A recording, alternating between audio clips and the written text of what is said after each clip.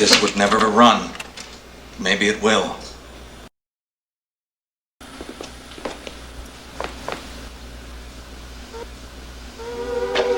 Because of the end of civilization, the clamp cable network now leaves the air. We hope you have enjoyed our programming, but more importantly, we hope you have enjoyed life.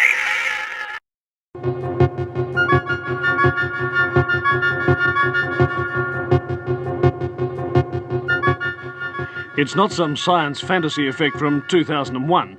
This electronic display emanating from Australia's largest computer is a picture of the condition, past, present and future of planet Earth.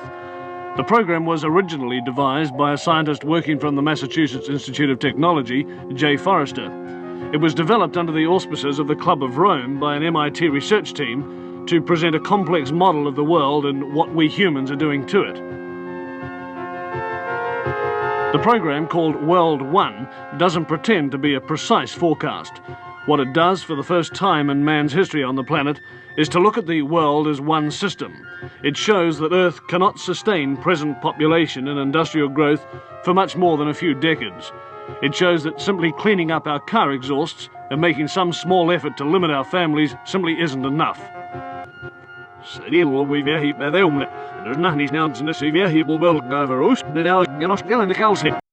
Mother Teresa. Well, this is the printed version of what we've just seen on the television screen.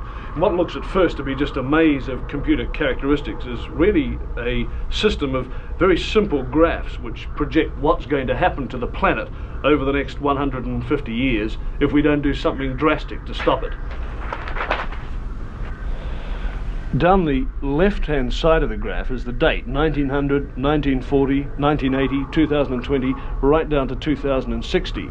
Now, each of these lines of letters represents a curve showing some aspect of the condition of the planet.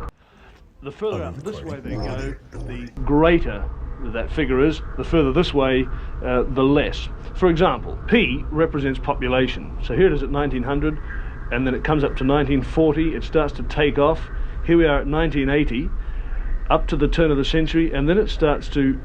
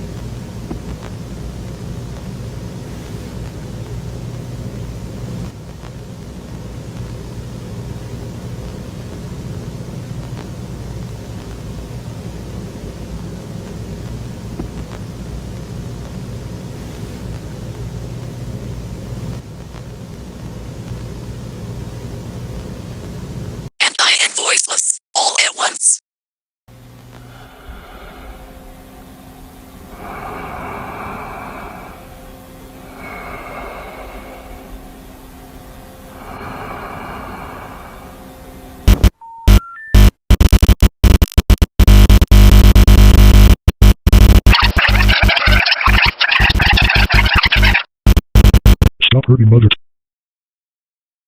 In the beginning, there was only Mother Teresa and her children. The land, the oceans, and the heavens.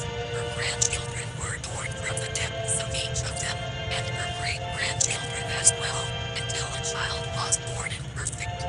Humanity was born in the 12th generation of Mother Teresa's children and were here in the 1st century. However, as time passed, humanity began glowing with a cannibalistic desire.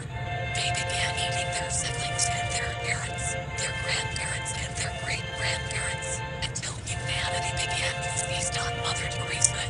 They began eating Mother Teresa's nose, and after they had gouged her eyes and feasted on those, they began to swallow her face whole.